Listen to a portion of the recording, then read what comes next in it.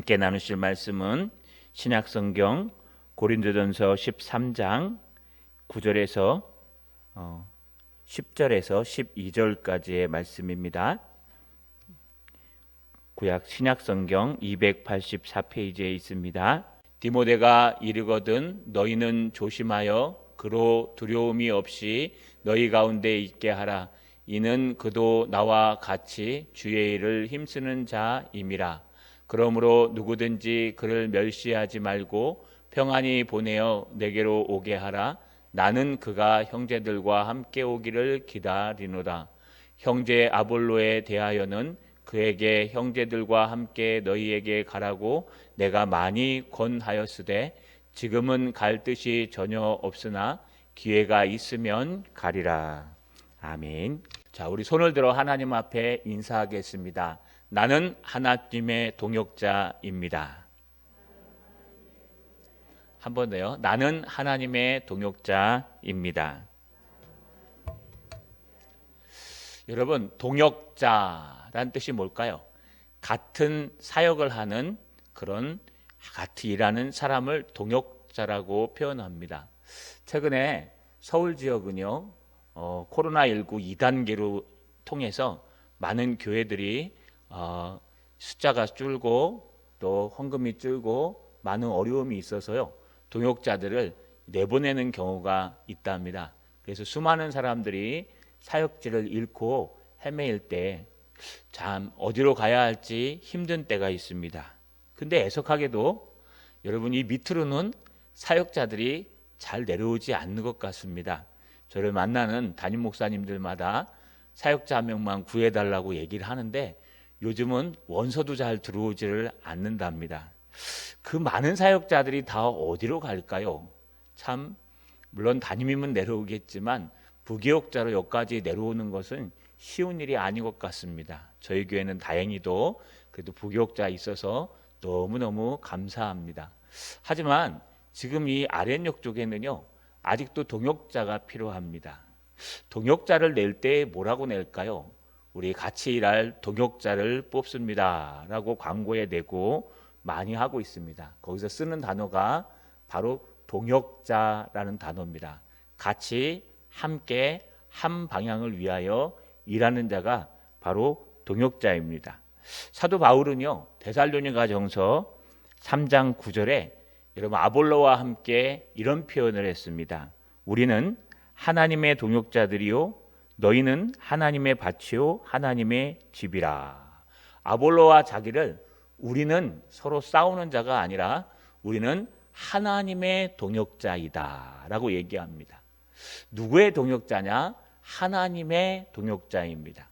우리가 하는 일은 하나님의 일이요 주님께서 우리에게 맡겨주신 일을 하는 하나님의 동역자이다. 여러분, 사역자만 얘기하는 것이 아니라 우리도 똑같습니다. 여러분들도요, 각자의 일을 하는 것이 아니라 하나님의 일을 하는 하나님의 동역자들입니다. 이 동역자라는 뜻이 히브리 원문, 헬라어 원문에서는요, 신네르고스란 단어를 씁니다. 전에 데살로니가 강의하는데 한번 말씀드렸는데요, 여러분, 함께 일하다, 부르신 이의 뜻을 따라 일하다. 그래서요, 하나님의 뜻을 따라 일하는 사람을 하나님의 동역자, 또 하나님의 뜻을 따라 일하는 사람들이 모여서 함께 달려가는 사람들을 하나님의 동역자들. 그래서 요즘 구인할 때도요, 사역자 구합니다 보다는 동역자를 구합니다 라고 하는 것이 더 바르고 온전한 표현이라고 얘기합니다. 여러분, 우리가 이 땅을 살아가면서 우리는 누구의 동역자인가? 과연 우리는 하나님의 동역자인가? 아니면 정말 하나님의 동역자가 아닌 나의 동역자인가? 오늘 디모데와 아볼로를 통해서 우리 진정한 동역자의 모습, 진정한 하나님의 동역자를 어떻게 인도하시는지 배워보는 시간 되시기를 주님의 이름으로 간절히 소망합니다. 따라 읽겠습니다. 하나님의 동역자를 존중해야 한다. 다시 한번요. 하나님의 동역자를 존중해야 한다. 여러분, 사도 바울은요, 고린도 전서 맨 마지막에 이제 인사하기 직전에 디모데와 아볼로를 떠올립니다. 특별히 디모데에 대해서 디모데를 존중하라는 말을 합니다. 오늘 10절 상반절에 보니까 디모데가 이르거든 너희는 조심하여 그를 두려움이 없이 너희 가운데 있게 하라. 디모데가 너희에게 틀림없이 이른다는 겁니다.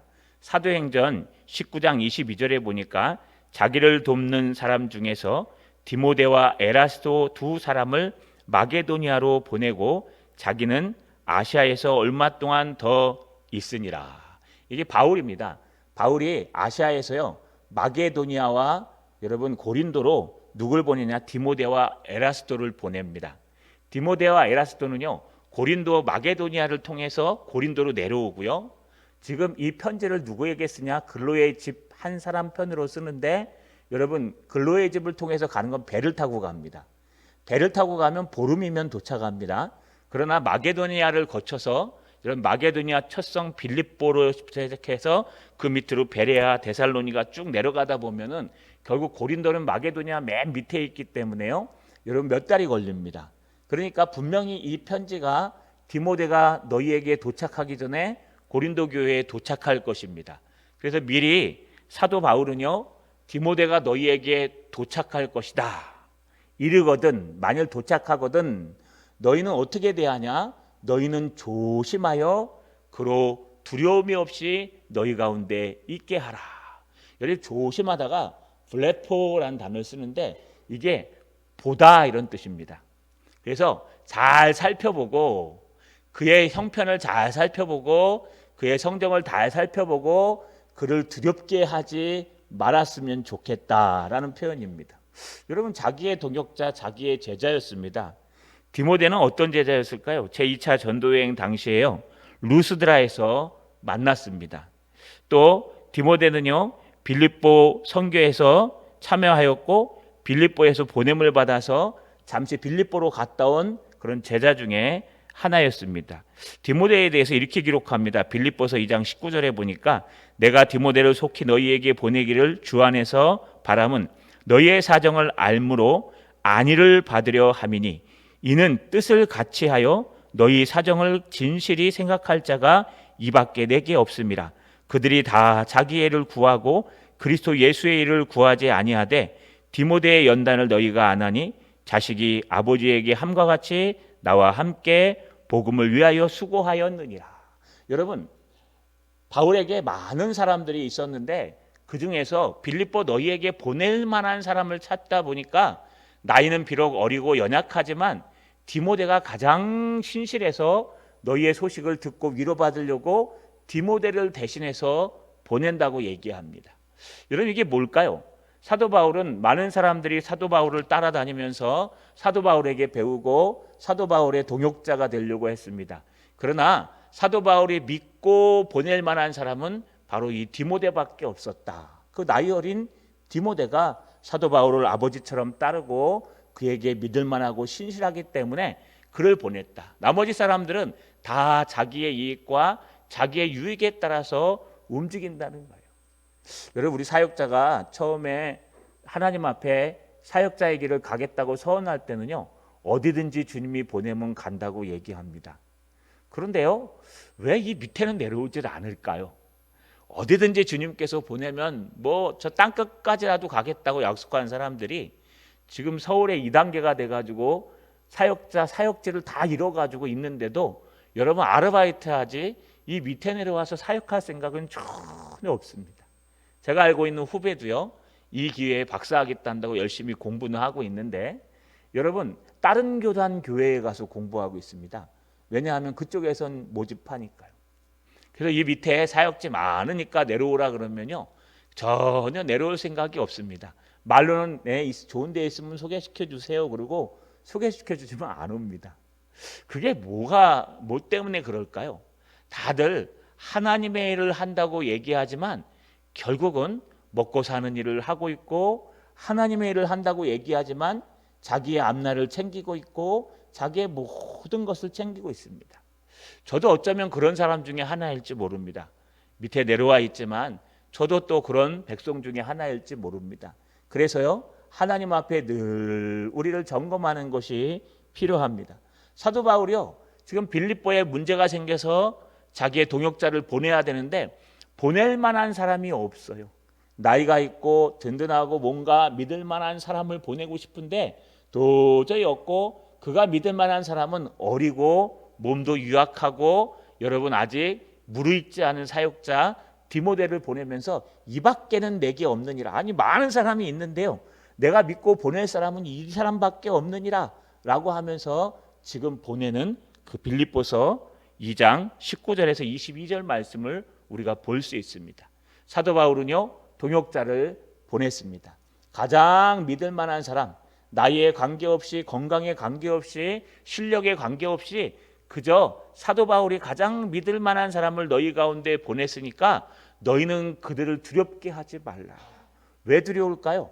지금 고린도 교회는 당파가 나눠져 있습니다. 아볼로파, 바울파, 게바파, 그리스도파.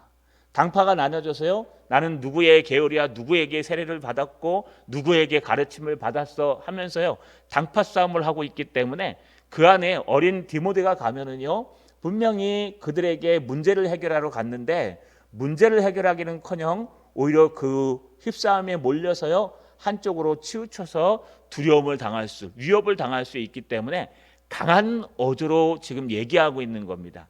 디모데가 너희에게 이르거든 너희는 그 싸움을 좀 잠시 멈추고 디모데 얘기를 좀 잘 들어봐라. 나에게 믿을 만한 자를 보냈으니 그가 어리다고 또 그가 유약하다고 생각하지 말고 그의 얘기를 잘 들어봐라 라고 하면서요, 한마디 더 하는데 그게 바로 10절 하반절 C절에 이는 그도 나와 같이 주의 일을 힘쓰는 자임이라. 여러분, 그도 나와 같이 주의 일을 힘쓰는 자임이라. 여기 힘쓰는 자란 뜻이 뭘까요? 힘쓰는 자, 에르가조마이란 단어입니다. 이 단어는요, 여러분, 종사하다, 일하다, 노력하다란 뜻이에요. 그쪽 방향을 위해서 최선을 다해서 일하는 사람입니다. 그도 누구요? 디모데도 비록 어리고 유약하지만 나와 같이, 사도 바울과 같이 똑같은 방향을 향해서, 주님을 향해서 힘쓰고 일하는 자라고 지금 강조하고 있는 겁니다. 그러니 그를 무시하거나 그를 두렵게 말하거나 그를 멸시하지는 말라, 그를 존중하라고 말하고 있습니다. 자, 여러분, 이 땅을 살아가면서 하나님의 사역자들이 있습니다. 목사뿐만 아니라 선교사, 그 다음에 우리 목자들, 하나님이 세우신 많은 중직자들, 또 우리 집사님들, 우리 모두 다가 하나님의 동역자입니다. 그러나 우리는요, 과연 우리가 하나님의 동역자인지 한번 돌아볼 필요가 있습니다. 나는 왜 여기 와서 이 일을 하고 있는가? 나는 왜 이 자리에 있는가? 또 하나는요, 여러분, 우리가 무슨 일에 있어서 힘쓰는지 다시 한번 돌아볼 필요가 있습니다. 내가 어떤 일에 힘을 쓰고 있는가? 내가 어떤 일을 바라보고 있는가? 그러면요, 정말 그런 사람이 있다면 우리는 그를 두려움에 떨게 해서는 안 되고요, 그를 오히려 존중해주고 그 사역을 잘 감당할 수 있도록 함께 해줘야 됩니다. 여러분, 좋은 팔로우가 좋은 리더가 된다고 얘기합니다. 팔로우는 따라오는 사람이에요. 우리 목장에서도 보면은요, 열심히 목자의 말을 잘 따라서 순종하는 사람들이 나중에 보면 다시 목자가 되는 경우가 많이 종종 볼 것입니다. 또 우리 사역자도 똑같습니다. 잘 따라오다 보면요, 또 더 좋은 곳에 가기도 하고 좋은 은혜가 있기도 합니다. 우리는요, 늘 하나님이 세운 사람, 하나님이 세운 직분을 존경하면서 주님의 동역자로서 주님을 존중하고 주님을 잘 따라가고 그 사역자들을 잘 따라가는 것이, 동역자들을 잘 따라가는 것이 하나님을 따라간다는 것을 꼭 잊지 않는 저 여러분 되시길 주님의 이름으로 간절히 소망합니다. 두 번째, 따라 읽겠습니다. 하나님의 동역자를 평안히 사역하게 하라. 한 번 더요. 하나님의 동역자를 평안히 사역하게 하라.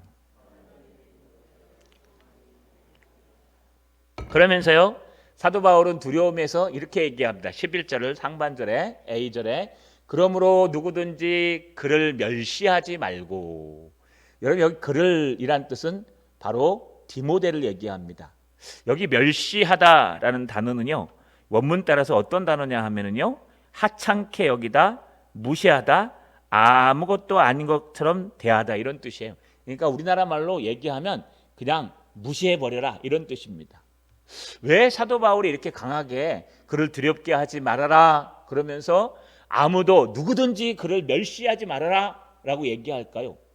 이 디모데에게는 약점이 있습니다. 첫 번째 약점은요, 어리다는 겁니다. 나이가 아직 사람들을 가리키고 훈계할 만한 나이가 되지 않았다는 겁니다. 이 헬라 철학에서는요, 여러분 적어도 여러분 50에서 60 이상 넘은 사람들이 선생 랍비로 쓰기도 하고요, 머리가 성성하게 흰 사람들이 랍비로 섰습니다. 젊은 20, 30대가 랍비로 서는 경우는 거의 없었습니다. 그만큼 연륜과 철학과 인생 경험과 또 하나님의 말씀에 충실함이 있어야지만 그 당시에 랍비가 되었습니다. 그런데 이 디모데는 얼마 되지 않은 것 같습니다. 많아야 여러분 30대, 40대 사이, 아니 더 많으면 20대일 수도 있습니다. 정확한 나이는 알 수 없지만 우리가 추정하건대 젊은 사역자였습니다. 그러니 젊은 사역자가 가서 머리가 성성한 사람들, 그것도 산전수전 공중전 다 겪은 사람들, 그것도 진리라는 건 다 들어보고 또 파벌이 나눠져서 게바파, 아볼로파, 바울파, 아예 나는 그리스도파라고 하면서 파벌을 나눠서 싸우고 있는 그곳에 가서 그가 젊은 나이에 하나님의 복음을 전하면 아이고 저 젊은 게 뭘 한다고 와갖고 우리한테 선생질을 하고 있는가 라고 할 수 있다는 거예요. 여러분 무시하고 또 무시하며, 이걸 요즘 애들이 뭐라고 표현하냐면 개무시라고 얘기합니다. 강아지조차도 무시한다. 여러분 이렇게 무시할까 봐 사도 바울은 너무 염려가 돼서 지금 명령하고 있는 겁니다. 누구든지 그가 너희에게 가거든 절대로 무시하지 마라. 왜? 그도 주의 일에 힘쓰는 젊은 청년이라는 겁니다. 여러분 왜 디모데가 이렇게 힘들까요? 나이가 어리다는 거 그것만 있을까요? 디모데는 아마 성품이 유약했을 것입니다. 그래서 여러분 심장병이 걸리고 심장과 정신에 문제가 생겨서 포도주를 먹으라고 할 정도로, 너를 위해 포도주를 쓰라. 포도주가 금기사항이긴 하지만 너를 위해 포도주를 쓰라. 왜요? 여러분 포도주를 먹음으로 해서 혈액순환이 잘 돌 수 있게 하는 건 혈관질환이나 심장질환, 호흡기질환 쪽에 있는 사람들이 쓰는 방법이라고 합니다. 그러니까 이 디모데는요, 여러분 나이만 어린 것이 아니라 디모데는 그 성품도 착하고 유약해서 많은 어려움과 스트레스와 힘듦이 있었습니다. 그래서 그의 심장은요 찢어질 대로 찢어지고 심지어는 혈액까지도 어려울 정도로 그만큼 많은 스트레스를 받은 것으로 기억됩니다. 심지어 이 고린도 교회는 만만하지 않습니다. 고린도 교회에 있는 성도들은요, 여러분 처음부터 사도 바울이 정말 전도여행 갔을 때부터 교회가 나눠지고 싸우고 심지어는 사법에 가서까지 싸우다가 결국 하나님의 은혜로 세우고 온 교회이기 때문에 거기 있는 사람들은 모든 것을 다 알고 있는 자들, 경험한 자들이기 때문에 디모데랑은 상대가 되지 않습니다. 그러니 디모데가 얼마나 우습게 보이겠습니까? 그런데 사도 바울은 뭐라고 얘기합니까? 누구든지 그를 멸시하지 마라. 왜요? 그도 나와 똑같이 하나님의 일에 힘쓰는 동역자이기 때문에 그렇다. 그러면 그를 어떻게 대해야 될까요? 평안히 보내어 내게 오게 하라. 나는 그가 형제들과 함께 오기를 기다리노라. 내가 나의 사랑하는 동역자 디모데를 기다리고 있으니까 그를 평안하게 사역하게 하고 내가 지시한 모든 사역을 다 감당하고 평안하게 내게로 돌아올 수 있도록, 에베소에 있는 사도 바울에게로 돌아올 수 있도록 너희가 허락하라. 왜요? 나도 그를 기다리노라. 원문에는요, 나도 그가 형제들과 함께 오기를 기다리노라 이것보다는요, 나는 형제들과 함께 그가 오기를 기다리노라 라고 하는 표현이 더 맞습니다. 그래서 지금 디모데는 사도 바울만 기다리는 것이 아니라 그의 모든 동역자들이 함께 기다리면서 디모데가 오기를 기다리고 또 디모데를 통해서 좋은 소식이 오기를 기다리고 또 디모데를 통해서 그 고린도 교회의 모든 문제들이 해결되기를 원하신다는 겁니다. 그래서 너희는 하나님의 동역자를 평안하게 사역하게 하라는 것입니다. 여러분, 제가 젊었을 때요, 전도사 목사 갓 달고 사역을 할 때였습니다. 어느 동네에 가니까 우리 장로님의 이렇게 세력이 엄청 센 동네가 있습니다. 대구 쪽에 가면요, 거기서는 김유선 목사님이라고 안 부릅니다. 김 목사 이럽니다. 담임이 되건 안 되건 상관없습니다. 그냥 김 목사 이렇게 됩니다. 그래서 그 동네를 사역자의 무덤이라고 할 정도로 사람들이 잘 가지 않습니다. 그 정도로 어려운 동네인데요, 그 동네에서 사역을 하면서 참 마음이 상할 때가 많았어요. 거기는요, 무조건 장이 유서입니다. 그래서 목사님 먼저 이런 거 필요 없어요. 그냥 나이 드신 분 먼저 해서 새로 오던 늦게 오던 나이 순서대로 쭉 하는 거예요. 물론 그런 게 있습니다, 교회 안에서도. 그러나 여러분, 회사에 가시면요, 회사 안에서 사장님이 나이가 적다고 저 밑으로 빼버리고 여러분 나이 많은 저 지금 들어온 직인부터 합니까? 그렇지는 않죠. 그건 목적을 위해서 모인 공동체는요, 그 목적에 따라서 질서가 정해집니다. 이게 교회도 마찬가지입니다. 하나님의 교회도요, 나이가 어리건 많건 일단 담임 목사가 되고 여러분 교회를 지도하게 되면요, 그거는 어른이 되는 것입니다.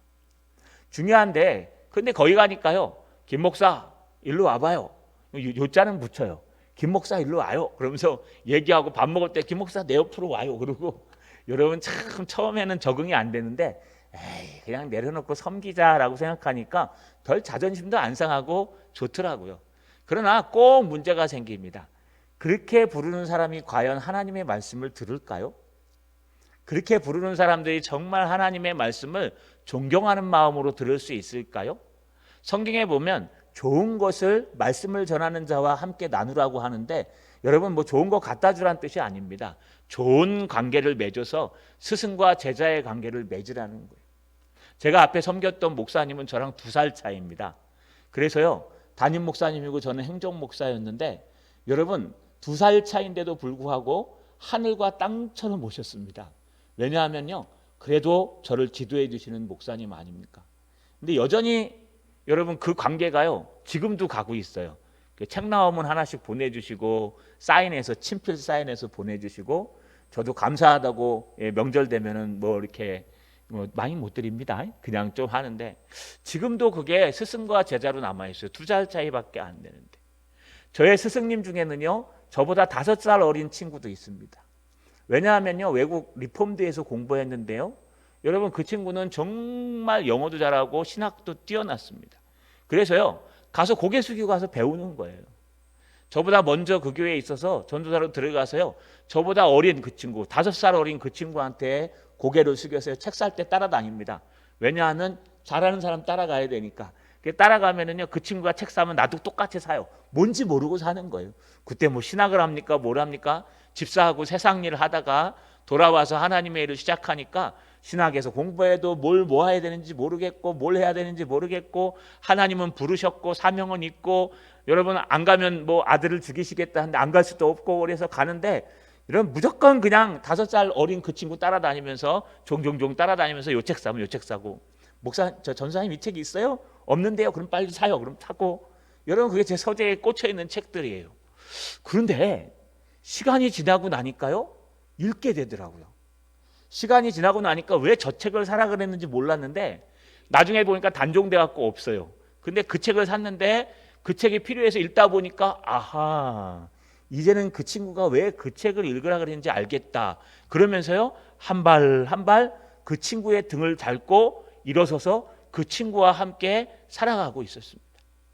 만약에 제가요, 그냥 아이고 너 나보다 5살이라 어린데 인생 뭐 한다고 하면서 무시해 버렸더라면 아마 저는 귀한 친구를, 스승님을 하나 놓쳤을 겁니다. 무슨 뜻이냐? 여러분, 하나님이 보내주신 동역자는요, 하나님의 마음에 합한 하나님의 사람들입니다. 그래서 나이가 어리거나 나보다 경험이 좀 부족하거나 나보다 체력이 떨어지거나 나보다 좀 한참 인생을 더 경험해야 될진 모르지만 하나님께서 허락해서 세우셨던 하나님의 동역자이기 때문에 그를 대할 때는요, 하나님의 동역자로 돼야 하는 거예요. 할렐루야. 여러분, 저희 할머님이 기억납니다. 제가 목사 안수를 받고 나니까요, 손주인데 저랑 나이 차이가 엄청 나는데 김 목사님 불렀던 그 모습이 참 선합니다. 마지막 돌아가실 때 유언도 그렇게 하셨고요. 그 공사님이신데요, 그럼에도 불구하고 평생을 살았고 인생의 모든 걸 아시는 분이 자기 손주한테 그렇게 부르고 싶겠습니까?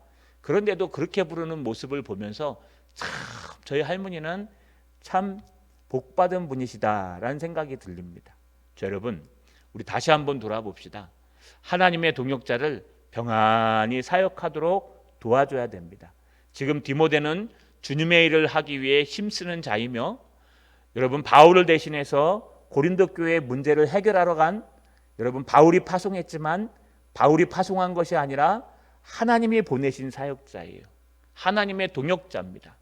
여러분, 그의 말을 들어야 하며 그를 따라가야지만 고린도 교회의 문제가 해결되고, 또 바울이 원하는 것처럼 하나님도 원하십니다. 그가 무사히 그 사역을 하고 다시 하나님께로, 바울에게로 오기로 기다리고 있다는 거 여러분 꼭 기억하시고, 여러분보다 좀 실력이 떨어지는 목자가 있더라도, 여러분보다 좀 실력이 떨어지는 중직자가 있더라도, 여러분보다 실력이 떨어지는 목사나 우리 부목사님이 우리가 혹 떨어지더라도 여러분 무시하거나 공격하는 사람이 아니라 평안하게 사역할 수 있도록 이해하고 따라주는 분들 되시기를 주님의 이름으로 소망합니다. 마지막입니다. 따라 읽겠습니다. 하나님의 동역자는 하나님이 인도하신다. 한 번 더요. 하나님의 동역자는 하나님이 인도하신다. 그러면 하나님의 동역자는 잘못을 해도 가만 놔두라는 얘기입니까? 하나님의 동역자는 실수를 해도 가만 놔두고 그냥 이래도 흥 저래도 흥 놔두라는 뜻일까요? 그렇지는 않습니다. 여러분, 하나님의 동역자는 하나님이 하십니다. 하나님의 동역자는 여러분이 하는 게 아니라 하나님이 하는 거예요. 왜요? 하나님의 동역자이기 때문에. 오늘 아볼로가 등장합니다. 17, 12절에 보니까 형제 아볼로에 대하여는 이라고 얘기하면서 아볼로가 등장합니다. 아볼로 여러분 잘 아시죠? 우리 아볼로까지 하다가 사도행전을 멈췄습니다. 그러면서 고린도전서로 넘어왔는데요. 여러분, 이 아볼로는 고린도 교회에 있어서 한 파를 만든 유명한 사역자였습니다. 그래서 아볼로파, 게바파, 바울파, 그리스도파, 파가 나눠질 정도로 아볼로는 어떻게 보면 고린도 교회에 있어서 사도 바울과 함께 경쟁하는 사역자였습니다.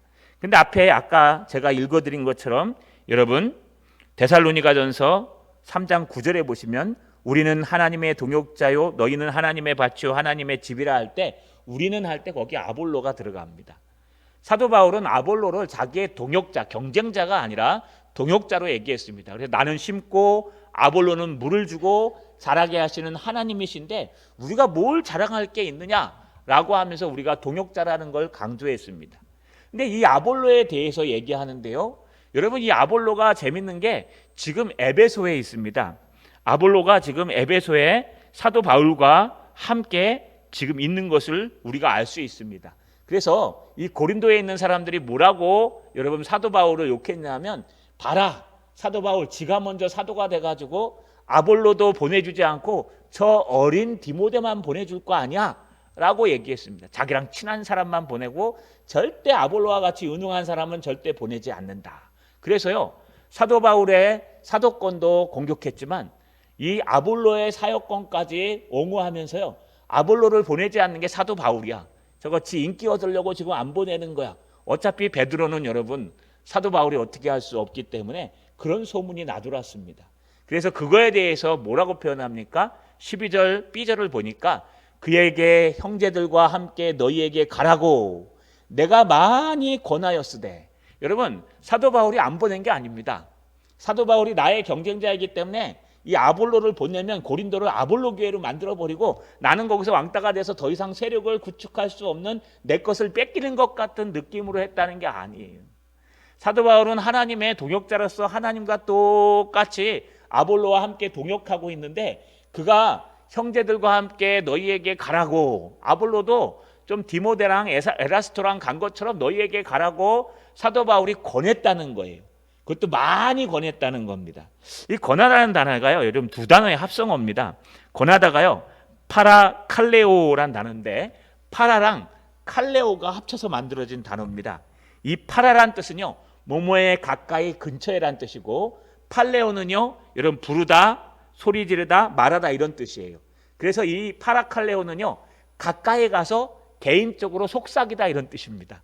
그러니까 사도 바울이 대놓고 얘기한 게 아니라 그 사도 아볼로에게 가서요, 저기 고린도에 좀 가봐요. 고린도 성도들이 지금 당신이 오기를 간절히 바라고 있어요. 거기 당신 파도 있고 나 파도 있고 개바파도 있고 또 그리스도 파도 있는데 가갖고 좀 문제 좀 해결해 주세요 하면서요, 여러분 많이라는 건 자주예요. 계속해서 가라고 얘기했는데 아볼로가 안 가는 거예요. 그거 보세요. 씹어보세요. 지금은 갈 뜻이 전혀 없으니, 그러니까 아볼로가 안 가는 거예요. 그런데 그것도 모르고 있는 고린도 성도들은요, 가봐라, 바울이 지가 먼저 사도가 됐다고 아볼로를 보내지도 않고, 아볼로 오면 이 고린도 교회를 장악하니까 아볼로 안 보내려고 저 막고 있는 거야 라고, 여러분 그 형편도 모르면서 오해하고 공격하고 여러분 누명을 씌우고 있는 겁니다. 그래서 지금 사도 바울이 편지를 쓰는 거예요. 내가 가라 그랬다, 내가 수없이 가라고 하라고 그랬는데 본인이 안 한다 그러는 걸 내가 어떻게 하겠느냐, 내 힘으로 되는 거 아니다. 파라칼레오, 내가 가까이 가서 수없이 많이 자주 당신 갔다 오시오, 나 이렇게 오해받고 있으니까 갔다 오시오. 그런데 지금은 갈 뜻이 전혀 없다는 거예요. 여러분 절대로 갈 뜻이 없다는 거예요. 왜요? 여기 보니까 기회가 있으면 가리라 라고 얘기합니다. 이 기회라는 단어가, 원래 기회라는 단어가 따로 떨어져 있는 게 아니라요, 기회가 있으면이란 뜻입니다. 이게 뭐냐면 시간이 나면, 여유가 생기면이라고 번역해야 돼요. 그래서 기회가 생기면 갈게 이런 뜻이 아니라 시간이 나면 갈게, 이제 내가 하던 일을 완치고 여유가 생기면 갈게, 이 뜻은 뭐냐 하면 지금 아볼로가 에베소에서 열심히 사역하고 있다는 거예요. 열심히 유력한 일들이 일어나고 열심히 좋은 분들이 일어나서 에베소에서 열심히 사역하고 있어서 내가 지금 고린도까지 갈 형편이 안 된다는 거예요. 그런데 그것도 모르고 고린도에 있는 성도들은 아볼로에게 아볼로가 안 온다고 지금 난리를 치고 있는 겁니다. 여러분, 이게 누가 인도해야 가는 겁니까? 우리 지난주에 나눈 것처럼 하나님이 허락하시면, 하나님이 기회를 주시면 하나님이 사역자를 인도하는 거예요. 하나님이 온전히 사역자를 인도하고 사역자를 그 부분으로 이끌어가는 겁니다. 여러분, 저는 여기 올지 몰랐다고 제가 말씀드렸습니다. 부목사 때 원래 여기 오려고 한 게 아니었습니다. 서울 휘경동에 있는 여러분 한 200명 되는 교회에 오라고 소개를 받아서 목사님도 면접 보고 만나고 왔습니다. 만나고 내려와서 이제 구미에 있었는데, 대구입니까? 요즘 어딘지 기억도 잘 안 나요. 그런데 여기 있는 우리 김대용 목사님께서 세느강이 앞에 차 흐르고 다 내려놓고 공부하러 와라, 정말 여기 좋다. 근데 와보니까 바퀴벌레가 막 나오고, 그리고 뭐 세느강은 뭐 완전히 냄새나는 강이고, 여러분 비가 한 번씩 오면 넘치려고 그러고, 여러분 그냥 제가 김대용 목사한테 너 친구를 속인 게 한계가 있지 하고 싸울 정도로 저도 여기 올지 몰랐습니다. 우리 부목사님도 아마 여기 올지 모르고 왔을 거예요. 뭐 강도사고시 준비하는데 전화 한 통이 삑 와가지고 내려올래요? 그래갖고 온 거거든요. 여러분, 그런데 여기 왔다가 간 것이 인연이 돼서 하나님의 은혜로 담임까지 오게 됐음을 정말 지금 돌아보면 너무너무 감사합니다. 만약에 그때 여기 안 왔으면 아마 자리가 났어도 안 왔을 거예요. 왜냐하면 저도 어쩌면 세속적인 목사라 서울로 가려고, 고향이 서울이니까요, 서울에 친구들이 다 있으니까요, 그 친구들만 모아가지고 개척을 해도 교회 하나는 세울 수 있을 만하거든요.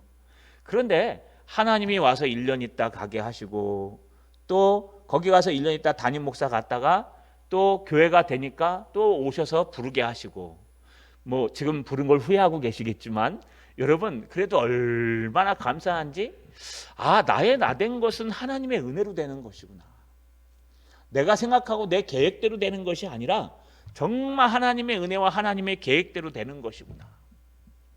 어느 날 저 옆에 지금 뭐가 들어올지 모르겠습니다. 여러분 제가 직접 들어가서 4층과 5층에 사진을 찍어 갖고 왔습니다. 허락받고 들어갔습니다. 집기는 안 들어온대요. 바닥은 다 온돌로 깔았대요. 그래서 아마 일하시는 분이 종교단체인 것 같습니다. 그러시고요. 5층은 크고요. 방송실이 뒤에 있고 완전히 컴퓨터도 있다만 합니다. 그리고 4층은요. 반이 세미나실인데 다 이렇게 벽마다 LCD가 다 달려 있어요. 가운데 하나 큰 거 달려 있고. 그게 참 신기하더라고요. 그리고 번호판이 다 있어요.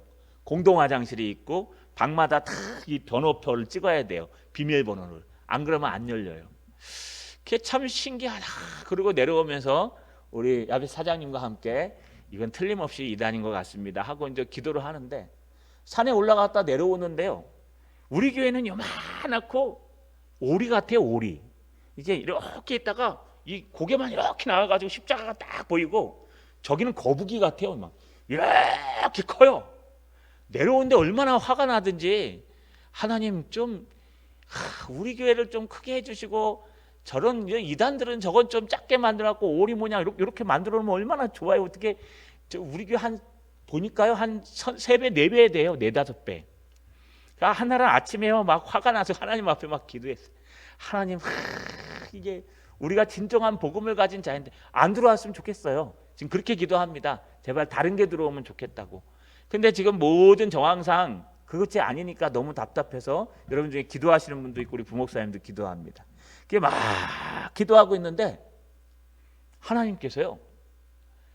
저 교회는 이제 요만하고 이거는 이만하고 우리는 요만하잖아요.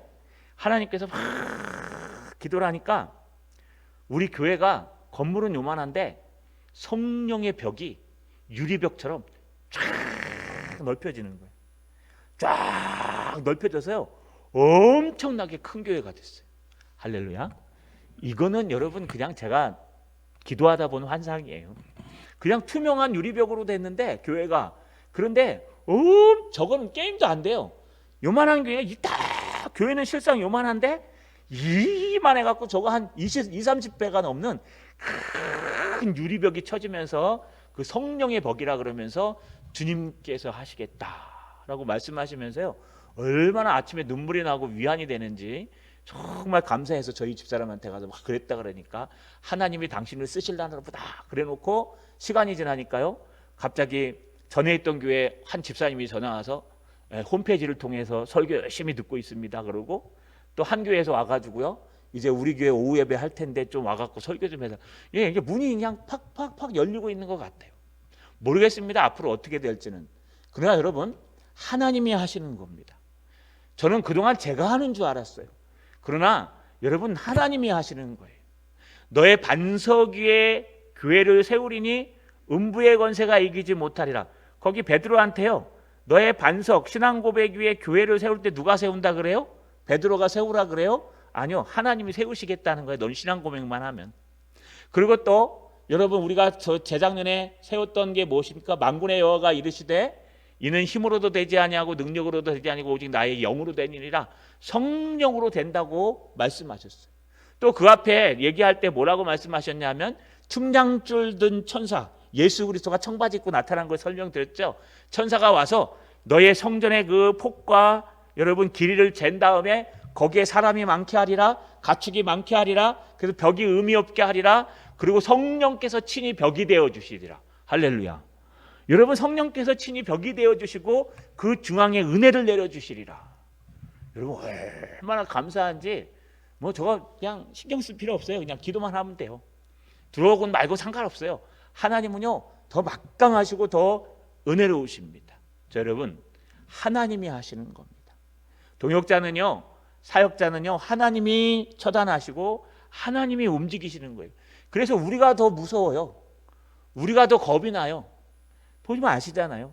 여러분 그래서 여러분들이 정말 사역자가 불의하다면 기도하시면 되는 거예요. 하나님 앞에 우리 목사님 왜 저럽니까? 왜 저렇게 게을러 터졌습니까? 하나님 좀 부지런하게 해주십시오. 그러면 아마 저 그냥 뻔질나게 돌아다닐 거예요. 아마 우리 목사님 제 이렇게 무식하십니까? 하나님 우리 목사님 좀 유식하게 해주세요. 그러면 아마 제가 막 빚을 내서라도 공부하러 다니게 될 겁니다.